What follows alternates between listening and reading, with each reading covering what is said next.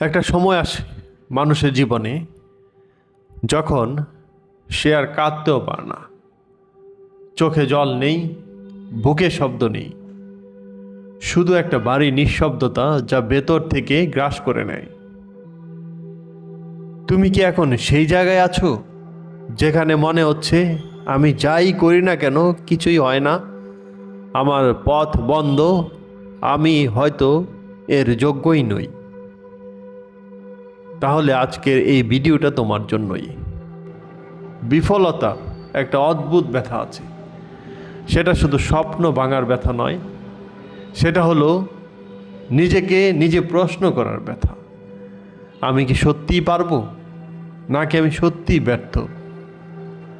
তুমি হয়তো চাকরি পাওনি, হয়তো পরীক্ষায় ফেল করেছ, হয়তো সম্পর্ক ভেঙে গেছে, হয়তো তুমি এমন কিছু হারিয়েছ যা আর ফিরে আসবে না। আর সবচেয়ে কষ্টের কথা কি জানো? এই সময় মানুষ তোমাকে বলে ঠিক হয়ে যাবে, চেষ্টা করতে থাকো, সময়ের অপেক্ষা করো। কিন্তু কেউ বলে না এই অন্ধকারের মধ্যে কিভাবে দাঁড়িয়ে থাকতে হয়। আজ সেটাই বল। 1884 সাল, কলকাতায় একজন তরুণ ছেলে, যার বাবা হঠাৎ মারা গেছেন, পরিবার অভাব, ঘরে খাবার নেই। সে ছেলেটির নাম নরেন্দ্রনাথ দত্ত, যাকে পৃথিবী পরে চিনবে স্বামী বিবেকানন্দ নামে। সে সময় নরেন্দ্র দরজায় দরজায় চাকরি খুঁজতেন। মানুষ দরজা বন্ধ করে দিত, হাসত, উপেক্ষা করত। একদিন খাবার নেই, পরদিন অপমান, তার পরের দিন আবার প্রত্যাখ্যান। কিন্তু সেই নরেন্দ্র একটা কাজ করেননি, আর সেটা হলো তিনি হাল ছাড়েননি। শুধু তাই না, তিনি প্রতিটি ব্যর্থতাকে একটাই প্রশ্ন দিয়ে উত্তর দিতেন, আমি কি সত্যি আমার সেরাটা দিয়েছি? তিনি জানতেন পরিস্থিতি তাকে ভাঙতে পারে না, কারণ যে ভেতর থেকে ভাঙে না, বাইরের কোনো শক্তি তাকে স্পর্শ করতে পারে না। বিফলতা কি শেখায় জানো? সাফল্য তোমাকে উদযাপন করতে শেখায়, কিন্তু বিফলতা তোমাকে নিজেকে চিনতে শেখায়। যে মানুষ কখনো পড়েনি, সে কখনো জানে না কিভাবে উঠতে হয়। স্বামীজি বলতেন, যে আগুনে সোনা গলে সে আগুনেই সোনা কাটি হয়। তোমার কষ্ট তোমাকে দুর্বল করছে না, সে তোমাকে তৈরি করছে। বিফলতা তোমার শত্রু না, বিফলতা তোমার সবচেয়ে কঠোর শিক্ষক। সে দেখায় কোথায় তুমি শিথিল ছিলে, কোথায় তুমি সত্যিকারের প্রস্তুত ছিলে না, কোথায় তোমার বিশ্বাস টলে গিয়েছিল। আর এটা জানা, এটাই পরিবর্তনের শুরু। তাহলে কি করবে যখন সব পথ বন্ধ মনে হয়? প্রথমেই থামো। না, থামা মানে হার মেনে নেওয়া না, থামা মানে নিজের কাছে ফিরে যাও।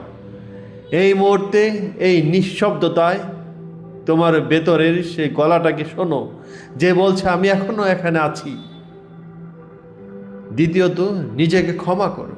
স্বামীজি বলতেন, নিজেকে দোষ দেওয়া হলো সবচেয়ে বড় পাপ। কারণ তুমি যখন নিজেকে ঘৃণা করো, তুমি সেই শক্তিকে ঘৃণা করো যা তোমাকে আবার উঠতে সাহায্য করতে পারত। তৃতীয়ত, একটাই পদক্ষেপ নাও। সব পথ খোলার দরকার নেই, শুধু একটা পথ খোলো। শুধু একটা কাজ করো আজকে, ছোট কিন্তু সত্যিকারের। উঠে দাঁড়াও, জেগে ওঠো, লক্ষ্যে পৌঁছানো পর্যন্ত থেমো না। এই লাইনটা শুধু অনুপ্রেরণা না, এটা একটা নির্দেশনা। তুমি ভেঙে পড়েছো, এটা সত্যি, কিন্তু তুমি এখনো এখানে আছো। তুমি এখনো নিঃশ্বাস নিচ্ছ, তুমি এখনো এই ভিডিওটা দেখছো।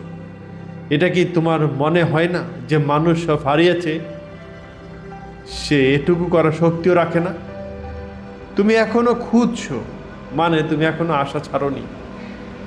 স্বামীজি একবার বলেছিলেন, অন্ধকার যত গভীর হয়, ভোর তত কাছে আসে। তোমার এই রাত, এটা তোমার শেষ না, এটা তোমার রূপান্তরের মুহূর্ত।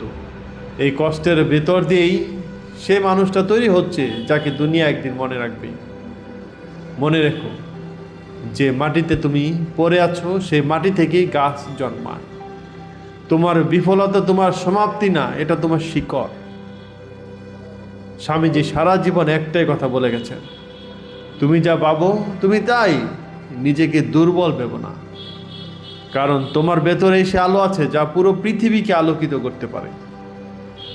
আজ থেকে শুধু একটাই প্রতিজ্ঞা করো, আমি থামবো না, আমি ভাঙবো না, আমি আমার নিজের আলো হব। এই ভিডিওটা যদি তোমার মনকে একটু ছুঁয়ে থাকে তাহলে এখনই মিটস উইজডম চ্যানেলটি সাবস্ক্রাইব করো, বেল আইকনটি চেপে রাখো, কারণ প্রতিদিন এমন একটা কথা তোমার দরকার যা তোমাকে মনে করিয়ে দেয় তুমি একা নও। মিটস উইজডম প্রতিটি অন্ধকারে তোমার পাশে।